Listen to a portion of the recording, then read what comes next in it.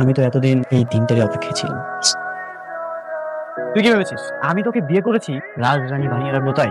আমি তোকে বিয়ে করেছি প্রতিশোধ নেওয়ার জন্য। ওই যে একটা মেয়ে আসছে না, ওই মেয়েটা এই এলাকার কোনো ছেলেদেরকে পাত্তা দেয় না। আমি শিওর তুইও যদি প্রপোজ করিস ও তোকেও রিজেক্ট করে দিবে। আমাকে রিজেক্ট করে দিবে? এই এলাকাতে এমন কোনো মেয়ের জন্ম হয়নি যে আমার প্রপোজাল রিজেক্ট করে। আমি যদি ওকে প্রপোজ করি তো রাজি হয়ে যাবে। তাই ঠিক আছে, 20,000 টাকা বাজে। 20,000 টাকা বাজি, ডিল ডান। টাকাটা রেডি রাখ। হাই, তোমার সাথে একটা কথা আছে। হ্যাঁ বলুন। তুমি আমাকে চেনো? হ্যাঁ। হয়তো তুমি জেনে থাকবে এই এলাকার সকল মেয়েদের ক্রাশ হচ্ছে আমি। তোমার মতো সুন্দরী মেয়েরা আমার সাথে প্রেম করতে চায়, কিন্তু এটা যেন আমার লাভ কি? সবাই আমাকে ভালোবাসলেও আমার কাউকেই পছন্দ হয়, কিন্তু তোমাকে আমার ভালো লাগছে। I love you. I am so sorry, আমি এখন ভালোবাসা আর প্রেমের মধ্যে জড়াতে চাই না। আরিশা, তোমার চোখ, তোমার ঠোঁট অনেক মায়াবী, তোমার কিন্তু আমার অনেক ভালো লাগছে। অসভ্য বেয়াদবি তোর। রাস্তাঘাটে মেয়ে মানুষ দেখলে আর হুঁশ থাকে না, না গায়ের মধ্যে পড়তে ইচ্ছা করে। তুই যে কোনো প্রস্তাব দিবি সেটাতে আমি রাজি হয়ে যাবো। ফাজিল একটা। কি লজ্জা, কি 20,000 টাকাও বাজিতে হারলি, 20 কোটি টাকার মান সম্মানটা হবে। এটা থাপ্পড়ে দিয়েছে বুঝলা। ওর আমি এমন অবস্থা করবো, ওর পরিণাম অনেক ভয়াবহ হবে। এমন ভাবে জবাবটা দিব সারা জীবন মনে রাখবে। বাবা, আমি একটা মেয়েকে অনেক পছন্দ করি। এই যে মেয়েটার ছবির পিছনে নাম, অ্যাড্রেস, ইনফরমেশন সবকিছু লেখা আছে। তুমি এই মেয়েটার সাথে বিয়ের ব্যবস্থা করো। তোর যে লাইফ স্টাইল, আমি চাই না তোর সঙ্গে কোনো মেয়ের বিয়ে হয়ে তার জীবনটা নষ্ট। এতদিন তো আমাকে অনেক কিছুই বলেছো, আমি তোমার কোনো কথাই শুনি। বন্ধুদের সাথে আড্ডাবাজি বন্ধ করতে বলেছো, সেটাও শুনি। অফিসে যেতে বলেছো, সেটাও যাইনি। এখন থেকে আমি তোমার সব কথাই শুনি। যদি এই মেয়েটার সাথে আমার বিয়ের ব্যবস্থা করো। ঠিক আছে, তাহলে এই মেয়ের সাথে তোর বিয়ের ব্যবস্থা করতেছি।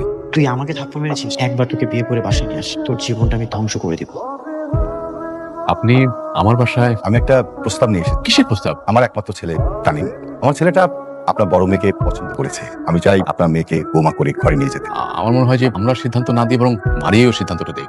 মারিয়ার মা, মারি একটু আসতে বলো। কি বলিস? গতকালকে ছেলেটা আসছে? কিন্তু আমাদের বাসা কেন? চল তো হয়তো। আপনি নির্লজ্জ বেয়াদের মতো বাসা পর্যন্ত চলে আসছে। বের হন, বের হন বলতে। কি ধরনের কথাবার্তা মারিয়া? মানুষ কি বলবে? ওনারা তোর জন্য বিয়ের প্রস্তাব নিয়ে আসছে। বিয়ে? কাকে বিয়ে করবো? এর মতো চরিত্রহীন লম্পট ছেলেকে বিয়ে করবো? যে ছেলে কিনা রাস্তাঘাটে মেয়ে মানুষ দেখতে হুঁশ থাকে না, উন্না ধরে টানাটানি করে, তাকে বিয়ে করবো আমি? কারণ তো টানা রেখেছো মা? আমার ওনা ধরে টানাটানি করেছে। তোমার শরীরটা ভালো ছিল না তাই আর বলিনি। সেদিন আমি মায়াকে নিয়ে কোচিং এ যাচ্ছিলাম, উনি আমাকে রাস্তার মধ্যে প্রপোজ করে, আর ওনার প্রপোজাল একসেপ্ট করেনি দেখে সবার সামনে রাস্তার মধ্যে ওনা ধরে টানাটানি শুরু করেছে। আমার ছেলে যে এত জঘন্য একটা কাজ করেছে, যদি জানতাম আমি বিয়ের প্রস্তাব নিয়ে আসতাম না। সরি তানিম, চল। তোকে আমি আমার বউ বানাবোই, তুই আমার হাত থেকে বাঁচতে পারবি না। বাসা মারা লড়াই তো পরে, ওই দিন রাস্তার মাঝখানে তোকে থাপ্পড় মারলো, বাসায় গেলে সেখানে তোকে জুতা পেটে গেল। এত কিছুর পরেও, এত লজ্জা দেওয়ার পরে মেয়েটাকেই তুই বিয়ে করবি? হ্যাঁ, আমি ওই মেয়েটাকেই বিয়ে করবো। তোকে আমি এমন শিক্ষা দিব মৃত্যুর আগ পর্যন্ত মনে রাখবি। ভাই আমার তো দেরি হয়ে গেল। মায়া কোথায়? মায়া তো স্কুল আসে নাই। আপা টেনশন নিয়ে না, দেখেন কোনো বান্ধবী বাসায় গেছেন। বোন হারিয়ে গেছে, খুব কষ্ট লাগতেছে। সাবধানে রাখো, তোমার তো আবার শত্রু আছে তাই না? তার মানে আপনি আমার মায়াকে লুকিয়ে রেখেছেন? কোথায় লুকিয়ে রেখেছেন মায়াকে? তোমার বোন কোথায় আছে কে জানে, আমি তো জানি না। আচ্ছা, তুমি তো অনেক সাহসী প্রতিবাদী নাকি? ঠিক আছে, তুমি তাহলে তোমার বোনকে উদ্ধার করো। হ্যালো বাবা। আমি তোর মা বলছি রে, তোর বাবা অ্যাক্সিডেন্ট করেছে, তাড়াতাড়ি আয় মা। বাবা, হাত পা কি করেছো? তুমি কি করো বলো তো? রাস্তাঘাটে একটু সাবধানে দেখে হাঁটবা না? জানিস মা, আমার কেন যেন মনে হচ্ছে কেউ উদ্দেশ্য প্রণোদিত ভাবে কাজটা করেছে। আচ্ছা তুই একা কেন? মায়া কই? মায়াকে তো খুঁজে পাচ্ছি না। স্কুলে গিয়েছিলাম, অনেক জায়গায় খুঁজলাম, কোচিং এও নেই, কোথাও পাচ্ছি না। মা তুমি বাবার দিকে একটু খেয়াল রাখো, আমি দেখি মায়াকে কোথাও খুঁজে পাই কিনা। আমি যেভাবে হোক খুঁজে বের করবো। হে আল্লাহ, আর কোথায় খুঁজবো? খুঁজতে খুঁজতে তো সব খুঁজে ফেললাম, কোথাও পাচ্ছি না। একদিকে বোন হারিয়ে গেল, আরেকদিকে বাবা অ্যাক্সিডেন্ট করলো, একটুর জন্য মারা যায়নি, বেঁচে গেছে। আপনি সবকিছু জানেন, আমার বোনটা কোথায় আছে সেটা আপনি ভালো করে জানেন, আর আমার বাবার অ্যাক্সিডেন্টটাও আপনি ইচ্ছে করে করিয়েছেন তাই না? আমি করেছি? আমি তো কিছুই করিনি। একদম মিথ্যা কথা বলবেন না। উনি প্রতিশোধ নেওয়ার জন্য পাগল হয়ে গেছে। আর সত্যি করে বলেন তো আমার বোনটা কোথায়? তোমার বোন কোথায় সেটা তো আমি জানি না, আর জানলেও বলার প্রয়োজন মনে করছি না। তোমাকে যদি বলি আমার লাভ থাকছে। আপনি কি চান? আমি কি চাই সেটা তো তুমি খুব ভালো করেই জানো। তোমাকে আমি বিয়ে করতে চাই। এটা কোনোদিনও সম্ভব না। এটা নাকি কোনোদিনও সম্ভব না? ঠিক আছে, তাহলে তুমি তোমার বোনকে খুঁজে বের করো। আচ্ছা, ওর মা তো মাঝে মাঝে বাজারে যায়, ওর বাবার মতো যদি ওর মারও কোনো অ্যাক্সিডেন্ট হয়ে যায়, এই ড্রাইভার কিন্তু আমি নিতে পারবো না। আমি নিঃসব একটা ছেলে। একদম। আপনাকে বিয়ে করলে কি আমার বোনকে ফিরিয়ে দিবেন? অবশ্যই, তুমি তোমার বোনকে ফেরত পাবে। এরপর আর আমার পরিবারের কোনো ক্ষতি হবে না? ঠিক আছে, আপনি আপনার বাবার সাথে কথা বলুন, আমি আপনাকে বিয়ে করতে রাজি। বাসর ঘরে হাজবেন্ডকে সালাম করতে হয়, এই ন্যূনতম শিক্ষা দাও কি ফ্যামিলি তোমাকে দেয়নি? আসো সালাম করো। কি হলো? আসো। আমি তো এতদিন এই দিনটারই অপেক্ষায় ছিলাম। তুই কি ভেবেছিস আমি তোকে বিয়ে করেছি রাজরানী বানিয়ে রাখবো তাই? আমি তোকে বিয়ে করেছি প্রতিশোধ নেওয়ার জন্য। তুই কি ভেবেছিস সেদিনের থাপ্পড় আমি ভুলে গেছি? আমি কিছুই ভুলে যাই। আজ থেকে তোর এই কান্না কেউ শুনতে পাবে না। তুই সারাক্ষণ এই চার দেয়ালের মধ্যে মধ্যে থাকবি আর দিন গুনতে থাকবি। হিসাব তো মাত্র শুরু হলো, তুই মাত্র হিসাবের প্রথম পৃষ্ঠায় আছিস। হিসাবে তুমি বড্ড কাঁচা। হিসাবটা যে ভুল করেছো সেটা নিজেও জানো। তোমার কি ধারণা তোমাকে ভালোবেসে সংসার করতে এসেছি? না, আমি স্যাক্রিফাইস করেছি। আমি আমার পরিবারের জন্য সবকিছু করতে রাজি। আমি তো সব জেনে শুনেই আগুনে ঝাঁপ দিয়েছি। তুমি আমাকে মেরে ফেলবে, মেরে ফেলো, কোনো ভয় নেই। শুধুমাত্র আমার পরিবারের গায়ে একটা ফুলের আঁচড় আমি আসতে দিব। কি তোদেরকে বলেছিলাম না আমার টার্গেট কখনো মিস হয় না? এবার বুঝতে পেরেছি। বাপরে বাপ, তুই তো একটা জিনিস, বাজিতে জেতার জন্য চিরশত্রুকেও বিয়ে করে ফেললি। হ্যাঁ, চিরশত্রুকে বিয়ে করলাম। অনেক বেশি অহংকার করেছিল, আজকে ওর অহংকার আমি মাটিতে নামিয়ে দিয়েছি। সারা জীবন এখন আমার গোলাম হয়ে থাকে। আপনি কি বন্ধুদের সামনে ভাবে অপমান করার জন্য আপনি নিয়ে আসছেন? আমি তোমাকে এখানে অপমান করার জন্য নিয়ে আসি। তাহলে কেন নিয়ে আসছেন আমাকে? আমি তোমাকে এখানে এনেছি এইভাবে অপমান করাচ্ছ। বাসর ঘরে থাপ্পড় দিয়েছিলাম, সেটা তো চার দেওয়ালের মধ্যে সীমাবদ্ধ ছিল, কেউ তো দেখেনি। এখন পাবলিক প্লেসে থাপ্পড় দিলাম, এখন বুঝতে পারছো কেমন লাগে? তানিন, তুমি বলেছিলে যে বিয়ের পর তোমার বদ অভ্যাসগুলো সব ত্যাগ করবে, নিয়মিত অফিস করবে, ক্লাবে আড্ডা দিবে না, কিন্তু এখন তো এসব কোনো পরিবর্তনের চিহ্নই তো আমি লক্ষ্য করছি না। আমি কিছুই চেঞ্জ করতে পারবো না, কারণ তুমি তো তোমার কথাটা রাখতে পারোনি। তাহলে আমি কেন তোমার কথাগুলো শুনবো? সেদিন তো ঠিকই আমাকে অযোগ্য বলে ফিরে চলে এসেছি। তোমার অফিস তুমি সামলাও। আশ্চর্য! তাহলে তুই এই মেয়েকে কেন বিয়ে করলি? কেন ওর জীবনটা নষ্ট করলি? কেন জীবন নষ্ট করেছি মানে? ওর জীবন নষ্ট করবো কি করবো না সেটা ওর খুব ভালো মতো হিসাবে। তুমি তো আমাদের বিয়েটা দিতে পারলে না। আমি নিজ যোগ্যতায় ওকে বিয়ে করেছি। আমি চাই না নেক্সট টাইম তুমি কোনো আমাদের ব্যক্তিগত বিষয় নিয়ে কথা বলো। বোমা, তুমি আমার ছেলেটাকে প্রথম রিজেক্ট করেছিলে, সেটাই তো ভালো ছিল। কেন তুমি আবার ওকে বিয়ে করতে গেলে? ও তো তোমার জীবনটা নষ্ট করে দিবে। না বাবা, আমার ভাগ্যে যা আছে তাই হবে। আপনি প্লিজ মন খারাপ করুন। বাবা, খাবারটা খান, ঠান্ডা হয়ে যাবে।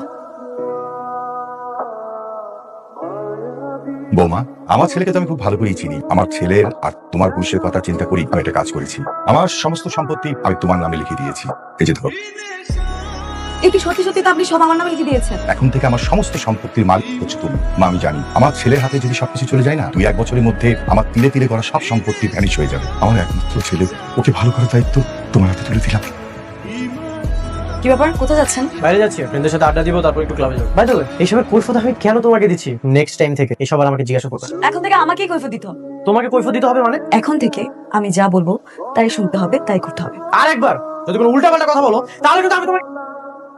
মেয়ে মানুষদেরকে অসহায় মনে হয়? মেয়ে মানুষ অসহায় না। বাই দ্য ওয়ে, এখন থেকে এই বাড়িতে আমি যা বলবো তাই শুনতে হবে। কেন শুনতে হবে জানেন? কারণ এই বাড়িটা এখন আমার। এই বাড়ির সকল সম্পত্তির মালিক এখন আমি।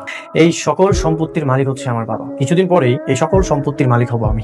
আপনি মনে হয় বুঝতে পারছেন না আমি কি বলার চেষ্টা করছি। আপনার সুবিধার্থে আমি প্রমাণ সহ আপনাকে দেখিয়ে দিচ্ছি। কি এটা ডিভোর্স লেটার? পড়েই দেখেন না। এইসব মিথ্যা দলিল বানিয়ে আনলে কি প্রমাণ হয়ে যায় এই সকল সম্পত্তির মালিক তুমি? বাবা, বাবা, কিরে, কি হয়েছে? তুমি নাকি এই মেয়েটার নামে সব সম্পত্তি লিখে দিয়েছো? কি নিজের সন্তানকে রেখে অন্য একটা মেয়েকে তুমি সকল সম্পত্তি লিখে দিয়েছো? আমার যেটা ভালো মনে হয়েছে আমি সেটাই করেছি। আমি অনেক কষ্টে সম্পত্তি করেছি। এই সম্পত্তি আমি যদি তোর হাতে তুলে দিই, সেগুলো তুই নষ্ট করে ফেলবি। আমি সমস্ত সম্পত্তি বৌমার হাতে তুলে দিয়েছি, বৌমার নামে লিখে দিয়েছি। বাবা, তোমার কি মাথা ঠিক আছে? তোর মতো ছেলের বাবা হলে মাথা কিভাবে ঠিক থাকবে? হ্যাঁ বোমা, তানিন যদি কালকে থেকে ঠিক মতো অফিস করে তাহলে ভালো, আর যদি না করে তোমার যা ইচ্ছে ওর ভিতরে সেই অ্যাকশনটা যাও। থ্যাংক ইউ বাবা, থ্যাংক ইউ সো মাচ। আমিও দেখতে চাই তোমরা কি করতে পারো। বোমা, তুমি আমার ছেলেকে এক চুলো ছাড় দেবে না। ওকে বোঝাতে হবে বাস্তবতা কত কঠিন জিনিস। আর তোমাকে আমি একটা রিকোয়েস্ট করছি, যেভাবেই পারো তুমি আমার ছেলেকে সঠিক পথে ফিরিয়ে আনবে। জি বাবা। আমার ব্যাংক অ্যাকাউন্ট বন্ধ করেছে কে? আমি বন্ধ করেছি। কেন, কোনো সমস্যা? ভেবেছিলাম গাড়ির চাবিটাও নিয়ে নিবো, পরে ভাবলাম না থাক, অ্যাকাউন্টে টাকা না থাকলে তো আর তুমি গাড়িতে তেল ভরতে পারবে না। আর তেল ভরতে না পারলে গাড়ি চালাবে কি করে? এইসব করে তুমি কে? তোমাকে মনে হয় প্রত্যেকদিন একবার করে মনে করিয়ে দিতে হবে এখন সব সম্পত্তির মালিক আমি। যত দ্রুত সম্ভব আমার ব্যাংক অ্যাকাউন্ট যেন ঠিক হয়ে যায়, না হলে কিন্তু আমি আবার পুরোনো খেলাটা শুরু করবো। বাজিটা পাল্টে গেছে মিস্টার তানিম সাহেব। এখন আর আপনি চাইলেও কিছু করতে পারবেন। তোর তো জীবন শেষ। তোর বউ কোনো সাধারণ মেয়ে না। দেখবি একদিন তোকে একদম ফকিন্নি বানিয়ে দিয়েছে। তোর বাবার এত টাকা পয়সা, এত সম্পত্তি, অন্য একটা মেয়ে এসে ভোগ দখল করছে, আর তুই সহ্য করছিস। আমি এটা কখনো সহ্য করবো না। কি করবি? তোর তো কোনো ক্ষমতা নেই। তুমি তোর বউয়ের দয়ের পাত্র না। বউ তোকে প্রতিদিন 100 টাকা দিবে, সেদিন না পারবি গাড়িতে তেল ভরতে, না পারবি পার্টিতে যেতে। ওরা আমি এমন অবস্থা করবো কল্পনা করতে পারবে না। আচ্ছা, তুই আমাকে 10,000 টাকা দিতে পারবি? খুব ইমার্জেন্সি দরকার। কেন, তোর কাছে টাকা নেই? আমার ওয়াইফ আমাকে টাকা দিতে পারবে, এই জন্য তো ঝগড়া করে বাস থেকে বের হয়ে গেছে। তাহলে চলবে কিভাবে? আচ্ছা, তুই আমাকে টাকাটা ম্যানেজ করে দে, আমি তোকে সময় মতো দিয়ে দিব। সরি বন্ধু, আমার কাছে কোনো টাকা পয়সা নেই। তুই অন্য কোনো ভাবে ম্যানেজ করে না, আমার কাছে নেই। রনি, আজকে রাতটা টাকার ব্যবস্থা করে দিতে পারবি? কি হলো, কথা বলছিস না যে? এই শোন, পারবো না রে, বাসায় লোক আছে। পারবি না? ভাই আপনি ঠিক আছেন? আমি ঠিক আছে ভাই, আপনার অল্পের জন্য বেঁচে গেছে, আর কিন্তু আপনার জীবনটা চলে যেত। আপনার পরিচিত কেউ থাকলে ফোনটা আসতে বলে, আপনাকে হসপিটাল নিয়ে যেতে হবে। আমার পরিচিত কেউ নেই, আমার কিছু বন্ধু আছে। আচ্ছা, তাহলে তারই ফোনটা। হ্যালো, দোস্ত আমি অ্যাক্সিডেন্ট করেছি 7 নম্বর রোডে আছি, আসতে পারবি? বলিস কি, কিন্তু আমার তো এখন একটু ছোট চাচার বাসায় যেতে হবে। তুই বরং একটা কাজ কর, তুই রমজানকে কল দে। দোস্ত কিরে আবার ফোন দিছিস কেন? আমি তোর বললাম না যে কাছে টাকা নেই। না না, আমি টাকার জন্য ফোন দেইনি। আমি অ্যাক্সিডেন্ট করেছি 7 নম্বর রোডে আছি, তুই কি একটু আসতে পারবি? নাটক সাজাইছিস? হ্যাঁ, একটু আগে তুই আমার কাছে ফোন দিলে কি জন্য? টাকার জন্য। আর যখনই দিলাম না তখন তুই অ্যাক্সিডেন্টের নাটকটা সাজাই। হ্যাঁ রে বন্ধু। না আমি কোনো নাটক করছি না, আসতে পারবি? এই চুপ থাক তুই, তোর আমি খুব ভালো করে চিনি। ভাই মনে হয় কেউ আসবে না, চলেন আপনাকে সরকারি হাসপাতাল নিয়ে যাই, সেখানে গিয়ে চিকিৎসা করেন। সরকারি হাসপাতাল? হ্যাঁ ভাই, তাছাড়া কি করবো, আপনার তো আপনজন কেউ আসতেছে না, আর আপনার তো অবস্থা খুবই খারাপ, তাড়াতাড়ি নিয়ে যেতে হবে। আছে একজন। হ্যালো আমি অ্যাক্সিডেন্ট করেছি 7 নম্বর রোডে আছি। আচ্ছা আচ্ছা আমি এখন আসতেছি। কি ব্যাপার, তোমার কি হয়েছে? এই হাঁটতে পারছো, এভাবে প্রত্যেকদিন একটু একটু করে হাঁটতে থাকলে কিছুদিন পরে তুমি একাই হাঁটতে পারো। থ্যাংক ইউ তোমাকে। তুমি যদি ওই মুহূর্তে না আসতে তাহলে যে আমার কি হতো, সম্পূর্ণ ক্রেডিট তোমার। সারা জীবন বন্ধুদের জন্য কত কিছু করলাম, কিন্তু বিপদের সময় আমার একটা বন্ধু আমার পাশে ছিল না। আসলেই এই পৃথিবীতে আপনজন ছাড়া কেউই পাশে থাকে। ভালোবাসাও তুমি, শখও তুমি, জেদও তুমি, পূর্ণতাও তুমি।